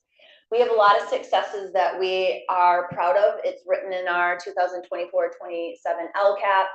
Our graduation rates are to be proud of, our support or our work on the CASP, our teachers integrating standards, the GPA, the A to G eligibility, a lot of really strong elements to find the successes for our district. As well, what are the challenges that we see when we look at our dashboard targets? Well, one is with graduation rates in particular, we have an area of growth with our homeless and EL students in terms of graduation rates. Our English language learner progress, we had a fabulous presentation by Adriana Romero and Jose Rosario, and one of the comments they made is a lot of this work is also data driven, and seeing that our English learner progress of being from and gaining proficiency into reclassification is an area of growth for us. And another area that we are working on and including in the goals and actions for our LCAP is in regards to the academics. We're strong, we have a lot to be proud of. We're in the blue, that's the highest you can be in English language arts and math. When you dig deeper into the data, we see that our English learners, socioeconomic disadvantage, and students with disabilities are in the orange or the red. And so those are some of the challenges that we are continuing to work on and setting forth in our LCAP. So who are the students in our district? This is just a quick breakdown of a few demographic elements. The bottom item is showing the breakdown by ethnicity. The vast majority of our ethnic groups at MVLA are our Caucasian population at 34%, Asian population at 27%, and Latino population at 26%, with 2 or more races, African American, Filipino, at less than 10% or even less than 5 and 3%. And the top demographic is breaking students down based on English learners, foster youth, homeless, socioeconomically disadvantaged, or disabilities. And that just gives you a percent of which of these subgroups make up a student body at our district. A question, are those, some of those are duplicated though? Correct. You could be a student who's an English learner, homeless, and socioeconomically, and also a student with disability. When we're doing some data work on our homeless students as well as EL students, out of the roughly 100 and maybe it's more like 80 homeless students, 72%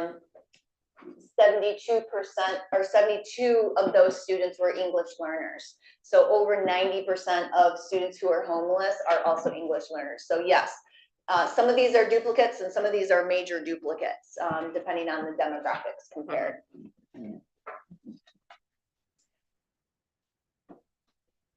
So part of the work in reflecting as well as growing or determining what the next year's LCAP is going and listening to stakeholders and listening to community partners and how we did in this last LCAP as well as what the current needs are. These are the various groups that I met with over the course of the last 4 months. Admin Council, the district's English Language Advisory Council, Family Partnership Council, the Counselor Collaborative, the Professional Learning Planning Committee, Special Education Family Partnership Meeting, visited student classrooms, as well as consulted with our county SELPA director. Items that we gained from these groups was determining which actions in the current 24 LCAP should be continued into the future LCAP goals, what is missing that we need to now add as we're 3 years advanced from this time, how to set our actions versus goals, as well as are there any metrics that we would find helpful in monitoring that is not currently in the last LCAP, so we want to add new. Those are some pretty broad strokes. It's actually more detailed, and it's also more detailed in the report that's attached to the board agenda. So here's our 2021-24 LCAP goals: academic excellence for all, lifelong learners, which is really about providing professional learning for all of our staff, community and communication and engagement with stakeholders from parents to middle schools to beyond, as well as safety and wellness. So again, as we went to these various groups, discussed the current LCAP, as well as what does this mean for our future, what we learned and where we're moving forward is items such as safety and wellness, as well as professional learning, as well as communication, are really not outliers. These 3 really should be embedded into academic excellence for all and into our system instead of having it being a one-off. And so as we go into our 2024 to 27, we have 2 major goals. One is focused on the classroom. Foster classroom environments of inclusivity, diversity, and equitable learning opportunities for all students. And so again, that infuses wellness, that infuses safety, that infuses what type of professional learning is needed, that infuses what kind of communication is needed for the student to teacher, the teacher to student, the teacher to parent. And the second big goal for the MVLA LCAP is the bottom: strengthen our multi-tier systems of support to enhance academic success and career readiness for all students. And if you consider this looking like MTSS, that first goal, which is about creating and fostering inclusive classrooms, that's the item or in the green of the MTSS, which is really deemed to be tier 1 and tier 2. What is taking place in the classroom? The boots on the ground, where students are really learning academic, social, emotional learning And then the second is about, okay, so what is all the other systems that we have in place at our district that not only just supports the social, emotional, and the academics of our students at the tier 1, but when students do need interventions and support at a tier 2 or tier 3, which we find trending, students that the state has deemed as those high-risk students, from English learners, homeless students, foster youths, students with disability, that we have a strong system that supports them. And so with that, I'm going to just talk about a few action items that we created that helps accomplish the goal. And in this case, we're taking a look at goal number 1, which is in the classroom, cultivating classrooms that foster an environment of inclusivity, diversity, equitable learning opportunities. Items like consistent tier 1 instructional practices. This was a data dive that we did a couple of years ago as we came through and really assessed why and how and where are our students struggling. One item that was revealed was the lack of consistent tier 1 instructional practices that helps all students engage and get access to literacy and curriculum. This helps all students, but it really is pivotal to students who may be coming in at a lower skill set than their peers in those classrooms. We started out then really vetting what does a strong tier 1 instructional practice look like across the district, and how can we provide it. Through vetting and piloting, we are moving forward with what we're calling constructing meaning. And we currently are on our 3rd, going into 4th cohort of constructing meaning as we're doing district-wide rollout for all teachers, and that supports that action item. Item number 3 in this goal, empowering teachers to create aligned, standards-based, culturally responsive curriculum. You heard from the students today that one of the items that they think would be important is about alignment and equity between teachers of a similar course team and how they're grading, what their expectations are, and what their course loads are. Dr. Felice, I believe you said this has been a goal for the district for quite a long time about alignment. And I do want to say we're moving that needle really well before we hit the pandemic. And since the pandemic and since we came off, I think having just, a lot of those going into remote and then back, and other priorities surface, alignment and course teams being able to work closely together slowly started to, we saw the shift kind of going backwards a little bit. And as we're seeing that, as well as hearing that, we're bumping up this again as an action item to make sure that we're communicating and we're providing the resources. And a lot of times resources is time in this case, as well as expectations to the course teams about the standards-based, aligned, culturally responsive curriculum. Just moving down to a couple other pieces, encouraging and supporting students with special needs. We're doing really strong work with co-teaching.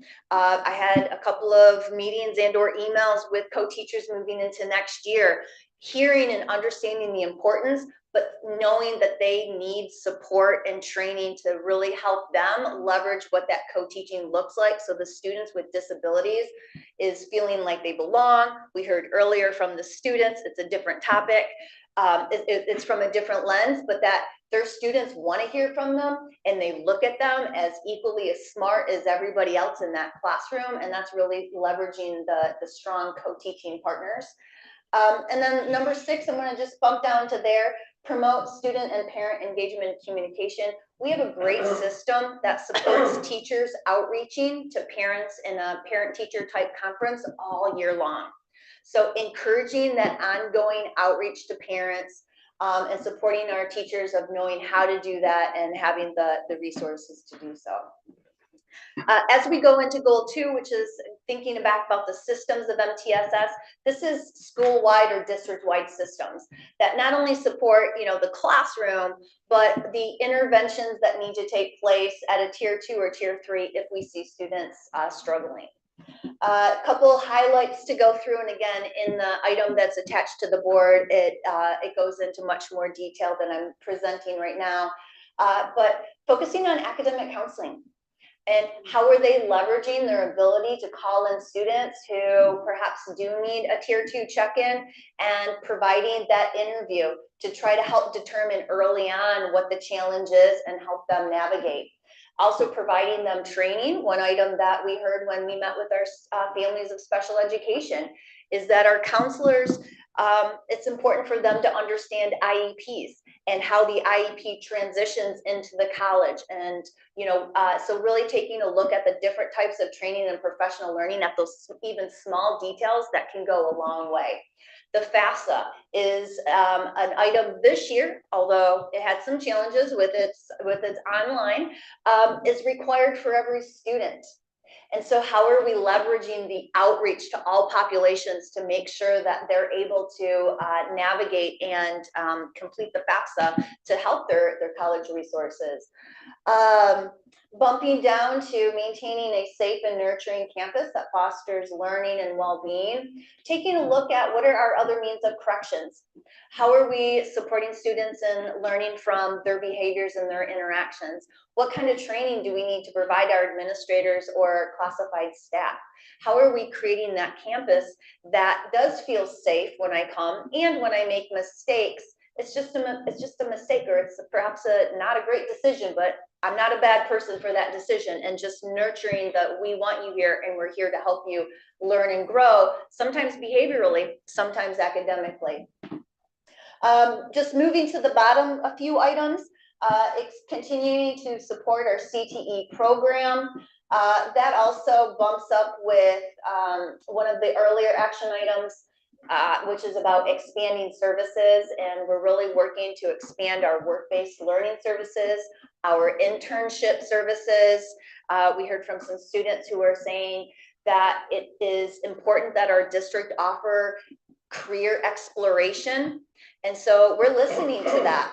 We're looking at career fairs and internship fairs and bringing industry into the classrooms and onto the campus to help students see all the possibilities of job offerings that there is for them out there. And again, we have to track our goals with metrics. These are just a few of the metrics to give you an idea. But with goal number 1, we're tracking in terms of how are students successful. We're looking at the CASP and how close or how far are we from a different demographics meeting standards. We're taking a look at the percentage of students becoming reclassified as fluent. We're taking a look at number of parent-teacher conferences. We're taking a look at students reporting being connected to school or having a caring adult relationship. So taking a look at the actions and then asking, now what are some good data points that we can use to measure how these actions are progressing with our work. And with goal number 2 and thinking about the systems, taking a look at how many SST meetings that we have. And this even goes deeper in terms of how many of those SSTs are referred for special education assessment. Taking a look at student attendance, taking a look at the third item down, restorative practice. So thinking about that other means of correction, creating a campus feeling of belonging. There's a couple items about mental health support and tracking who's having access to the wellness center, to community-based resources, to our internal resources.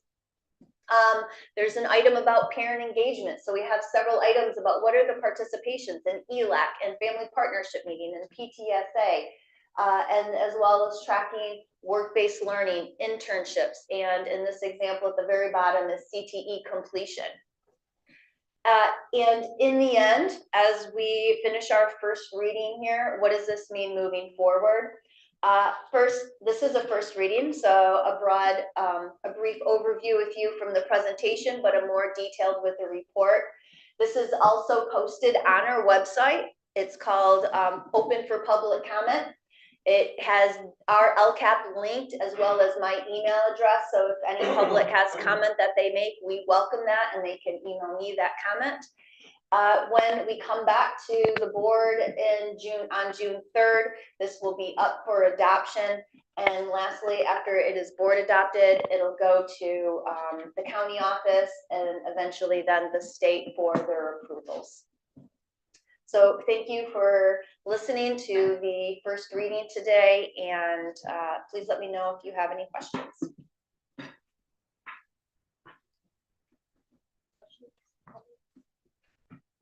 Well, it's a pretty, comprehensive document. I do have a few questions, but I prefer just to ask you about them offline. And if you think they're important enough that everyone wants to hear the answer, then as opposed to a little nitpicky question, then you can Bring it back on June 3rd. You can mention that next time. How's that? Thank you. Okay, thank you so much.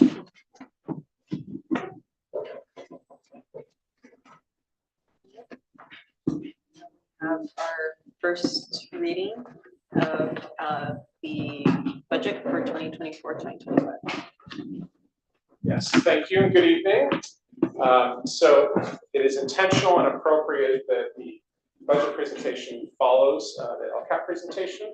Because the state tentative, those go hand in hand. In particular for state funded districts in which MVLA is community funded, and yet it's still appropriate that the programs drive the budget. And so the budget supports a lot of those goals that Terry mentioned. So here's our quick overview of the 24-25 proposed budgets, very high level. You should have, or it's available, a thick packet of the budget for review. Again, this is the public hearing. We'll bring this back to for formal adoption. Also at your seat is the all funds spreadsheet. Our presentation will focus on the general fund, which is the left-hand side of that sheet, but it's always helpful to provide a picture of what's going on in the other district funds, cafeteria fund, adult education, building fund, bond, and some of those other funds. With me tonight is Elvis Lopez, who you've seen before, our Director of Fiscal Services, and guest appearance during the ELD presentation. So he's famous all around. Again, just a reminder how we in the Business Services Department support the 6-year goals, and this is specifically being fiscally responsible and budgeting to support personnel, facilities, and optimize teaching and learning.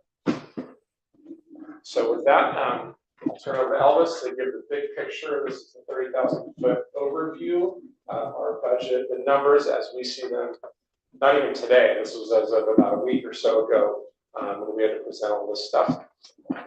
I'll turn over to Elvis. Yes, I said Mike, June 1st, actually, these numbers came from us. Very big overview. So this is on, like I said, Mike said, this is the left side of all the accounts, which include general fund and restricted, transportation, maintenance, restricted accounts, which are city grants, one-time money, and special ed. Very high overview accounts. Obviously, you see the revenues going up. Again, we have gotten most of our one-time money that we are spending down, so you will see the expenditures go up. OPEB is what the transfer is to maintain our health benefits for retirees. And our decreased fund balance, again, this is if you take the one-time money that we're spending down, and we're actually going to be in the positive general fund for like, I think $400,000. So again, this is just us spending our one-time monies as of June 1st again. This will change again, but as I said, this is very high overview number for all of our funds. Here's kind of the revenue highlights of revenue growth, 4.8%. This is based on our secure property tax of 5.5% that we've had. Mike actually is the one that tracks us very closely, so he's always the guru of this. I always fall back to him because he's always pretty much spot on a lot of the times for the property taxes. Our state minimum for the LCFF calculator that we get to 2.9 million. The number has not changed, still the same for years since I've been here. MVLA Foundation contributes $2.4 million to us. Again, that's to help out a lot of the in-class stuff, Chromebook replenishment, our CT coordinator. So there's a lot of that. Shoreline money, that's part that we get from the JPA that's out by Shoreline. We actually got an increase this year, and the new MOU was just signed by you guys, and we're waiting for more signatures. It's at 3.64 million. So again, higher review of revenues accounts. Expenses, say continuing with the what we have currently to go on to the next year. Personnel cost is 82% of our budget, so that means 17% is everything else, just on the general side. Our certificated salary for the year is 242 million, or 242,000. That's an average cost for a certificated salary. How the welfare projected is 10%. Of course, this number can change once we get our actuals, which would be in October, November, when we get our new numbers. So by then we'll have a better understanding of what our medical benefits will be at then. Third stayed the same at 19.10%. First dropped, actually it was supposed to be 27.7, it dropped to 27.05%. This is the employer contribution. Yes, ma'am. So, the 242,141 Yes. includes the 10% health and the STIRS or CalPERS. Well, STIRS, this is it's only STIRS certificate, because yes. it would be only for certificated. This Okay, is the average so that's cost. that's already in the 242. Yes. But in other ways you lay out the budget or describe it, it's in a separate pile, like Yes. there's STIRS and PERS. Yes, it is. Okay. This is the average cost of what it would cost of our Okay. employees here at MVLA. It's all labeled in, but it's yes, it's elsewhere. And it also includes the medical benefit costs for that individual employee. Yeah, that So- says health and welfare, yeah.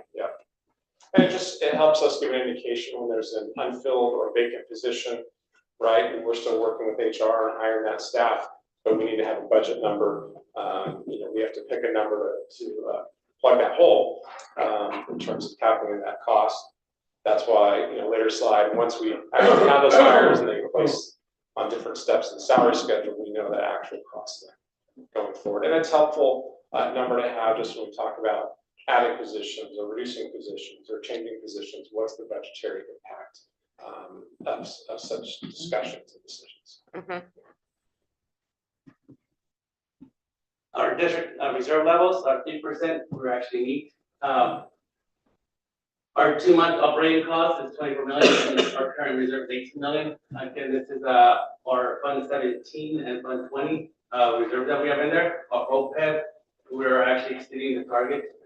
That's 6.8 million, and our target is 3.2 million. Again, this is our reserve that we have currently in the district office, in the district. And on the all fund spreadsheet down at the bottom, there's a little chart that talks about how we combine the general fund and the special reserve fund to come up with that total to help with those district reserves or the board policy for district reserves.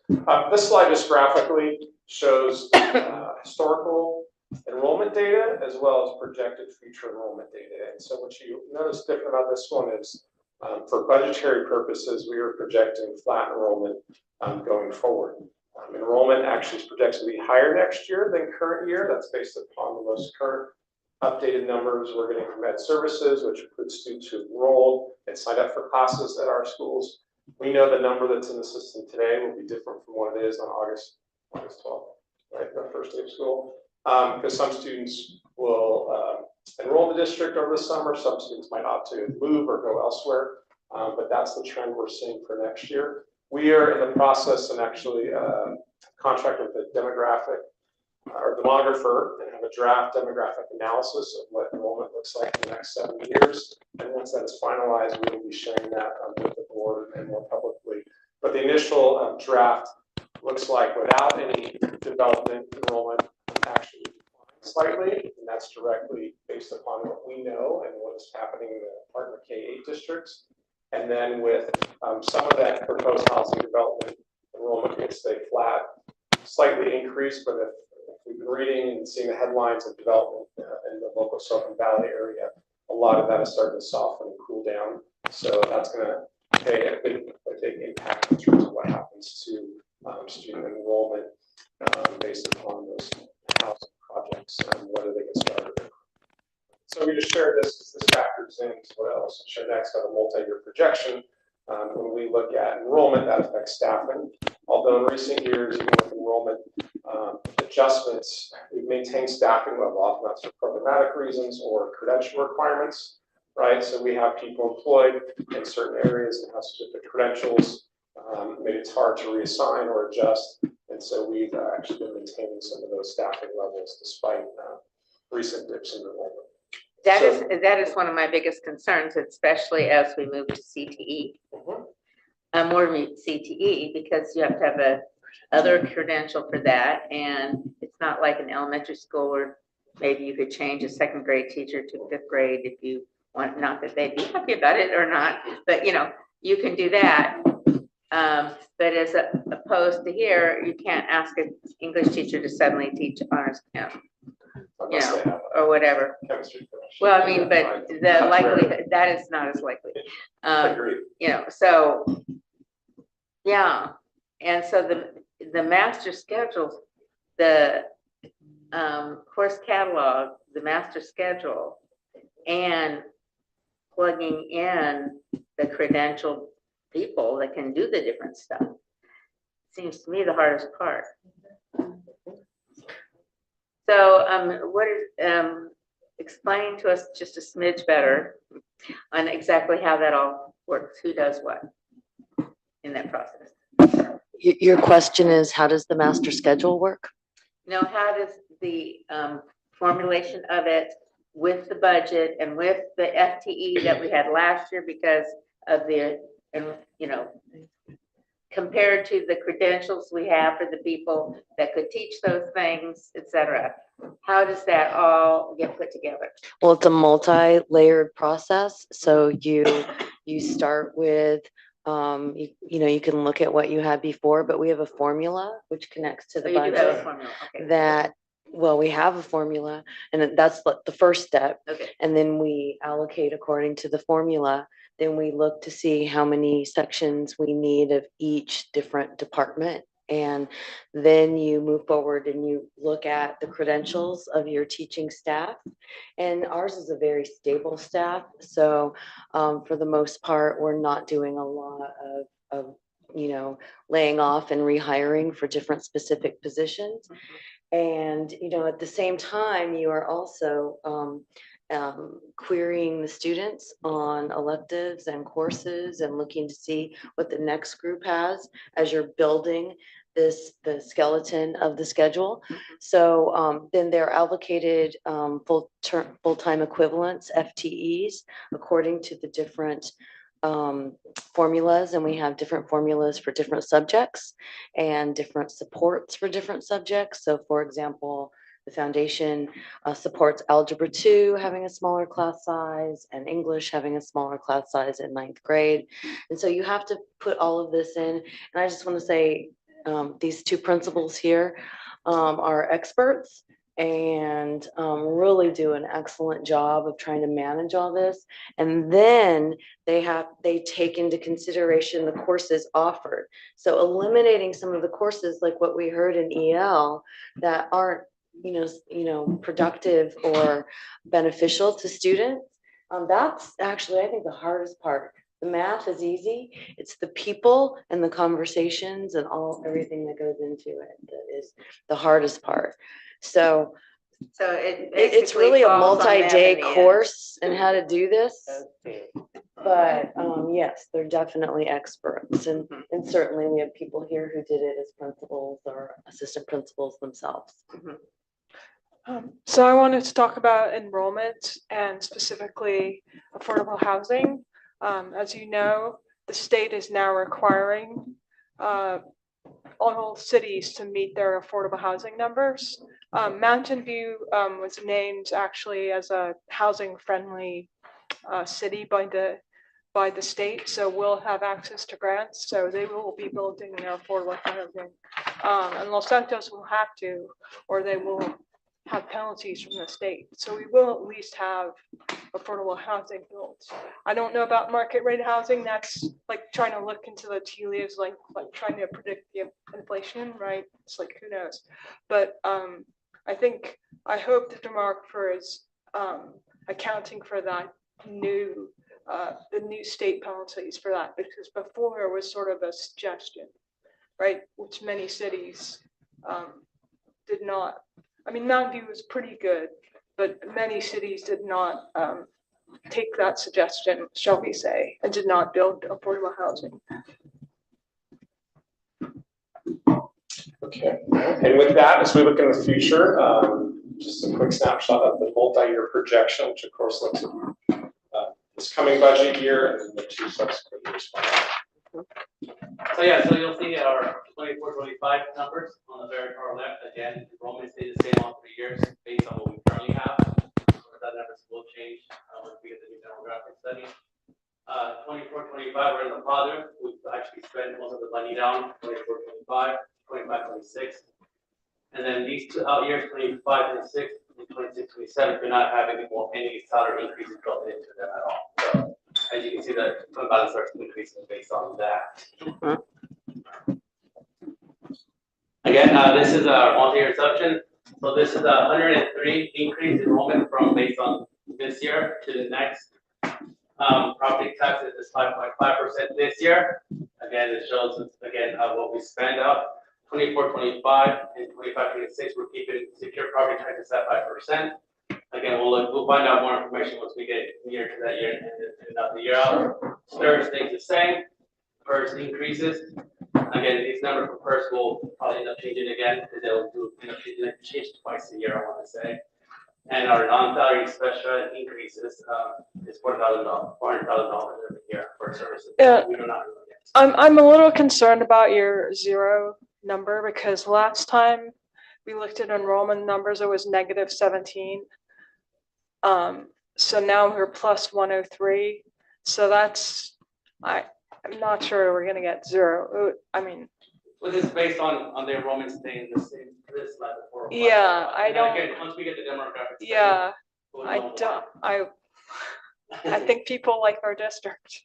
Well, Yeah. I would add, so one of the challenges with projecting that right now is the existing demographic study. It goes through 25-26, right? And then there's nothing after that, right? So in the absence of that information and with the new one in draft form but not fully completed, I agree.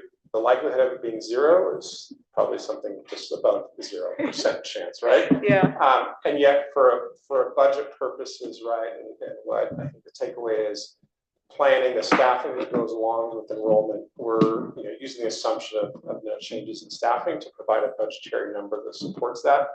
Once we get firmer data from outside sources to have an increase or decrease, we can then assign budget numbers associated with that. Well, it looks like you have the fund balance. That's my only concern is you have the balance. If we do have more students, you have a fund balance to hire a couple of more. Well, actually, for 100, you have the balance to hire more staff if need be. Correct. Yeah. So when you lay out the budget, there's this huge amount that goes to for expenses. The income is what it is.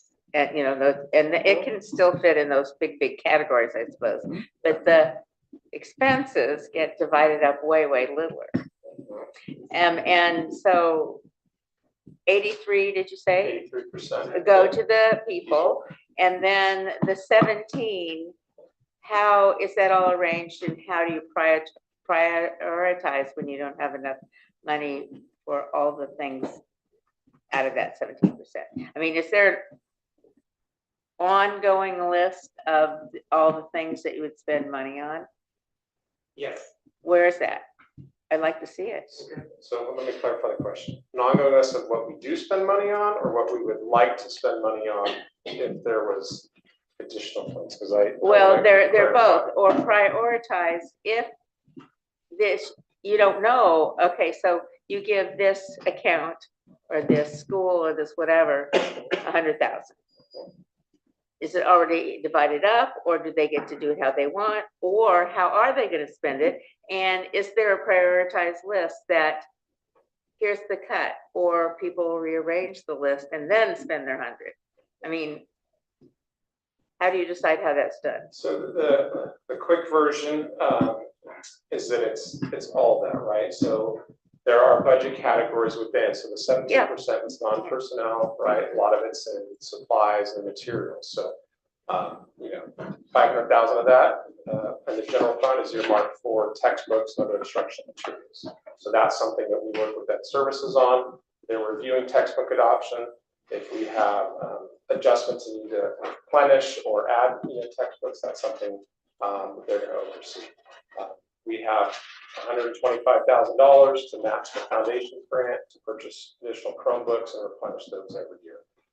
We have a budget category for replenishment, 5-year replenishment plan for teacher laptops, for example, right? So that's one budget category of equipment we purchase.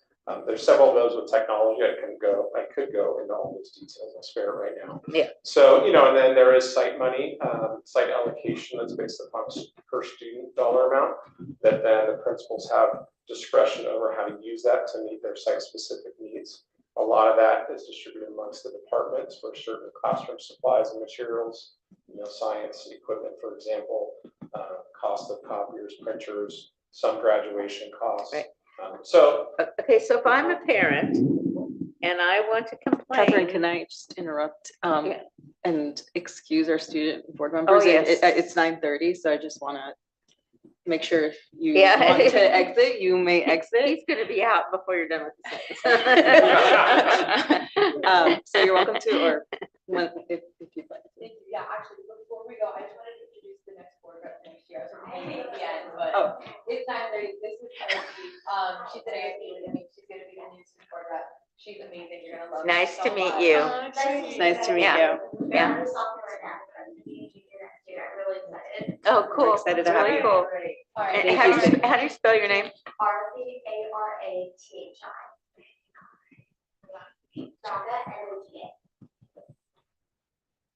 Thank you. Thank you. Did not mean to interrupt. Nice to but meet you. We were looking at the time. Well, thank you guys so much. Thank you. Thank you Sadie. so much. Sadie and Christoph. Yeah, I We'll hope you see like your next year, prizes. Christoph. Yeah. Yeah. Mhm. Oh, yeah, you get to keep that. It's all Yes, right. you get to You keep get to that. keep your sign. You do. Yeah. You get to keep Not the like sign. anyone else is gonna use it. Thank you. Yeah. Have a good night. Just an annual picture by the door. Okay. You guys don't like the color? Just give them my email. No, we're matching. You give them my email and you get it. So, you know who picked the color, right?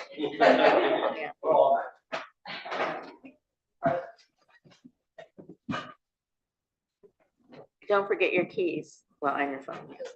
Still got plenty of stuff. So while they're packing up, I'll go ahead and Yeah, ask. go ahead, Catherine. So if I'm a parent Yes. and I go, the teacher tells me that the district won't give the money for the new projector. And I'm going, well, who should they really be complaining to? The district, the principal, the what? Because we do get this kind of input. And or if we have more money left over, or this guy's projector breaks, but we've already spent all the money in a certain category, where are they supposed to get the money, or they just don't have a projector the rest of the year? What's the deal? Well, in that specific example, I would hope, like with most things, that parent will be able to start at the school level, have a conversation with the appropriate administrator, whether it be the assistant principal or principal about it. There would be known that the projector is not working. In my own opinion, a non-working projector is an essential teaching tool, and that should not be. So if that were not the case, and it was not working, I would be stumped as to why that particular one has not been replaced, and what communication has had between the site and IT and or the district office in terms of why that particular item has not been repaired or replaced, knowing that we have a healthy budget to do that sort of thing. I think there's a lot of budgetary categories, some that come with discretion at site level, some that are more district level. And I think there's that constant communication and working together to make sure everything is supported. Like many times, it's a constant, a conversation about what other bucket of money can fund or support something Right. of that nature. But you can see that us trustees do get these kind of complaints. Well, you know, my whatever teacher can do this, or this couldn't do that, or they couldn't finish that because they didn't have this or that or whatever. So just, you know, a flow chart of who's responsible for certain different funds so that they know the right person to complain to. Right? I would just, I don't know if you have something like that, but that'd be interesting to know. We have the beginnings of some of that, which is being more fully developed and shared and coordinated with the various departments and site. Oh, okay. Leaders. Just curious. Yeah. Then it might be clearer in the future, you're saying. All right, so the takeaway, the multi-year projection is based upon those current assumptions. It's based on we do have funds to fulfill our obligations in the future years, and we do know those will change. And then as we share each year at this time, I mean, it's May 20th today, right? You might have heard Elvis mention June 1st, but I know he meant the numbers based on May 1st. He's just ahead of the game in terms of knowing what's happening. So the governor's May revision just came out. I'm attending a webinar workshop tomorrow morning to kind of glean with the impact to education. Obviously, the timing of when we have to develop our budget for LCAP and board meetings, those kind of overlap and they're in different order this time around. So we'll take any adjustments with the governor's budget, the state adopts their budget in June. We'll bring all these changes at first interim with all the new information between now and the next several months. We will know later in the summer how actual property taxes come in and update that number. And then we'll have closed the books on 23-24 by then. So those ending balances become the new beginning balances, not just the estimates we're providing now, but actual beginning balances for next year. And that's the work we do between now and then. And standard cheat sheet to read all the standardized account code structure forms. They correspond to the fund number, and then the amazing business fiscal services team that supports all this work that you see in the numbers behind you, in front of you. And that concludes our budget presentation.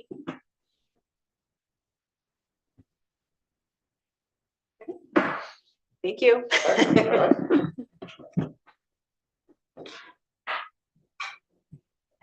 We're almost there. All righty, 18.4, public hearing, disclosure of the collective bargaining agreement with the district's teacher association and district. Oh, is it? Oh, thank you. And then what? I've opened it. Any public? All right, close. Thank you. And then 18.5, approval of the proposed tentative agreement with DTA in the district. Questions or discussion? No, I just want to say thank you to the negotiating team and from both sides, DTA and CSEA. You don't have the CSEA one in here. You're having a premonition it's coming. It is. It's usually shortly there to follow. But the DTA people and your group that as the administration's side of the negotiation, I think they should be pretty happy, and I think that we're come to good compromises.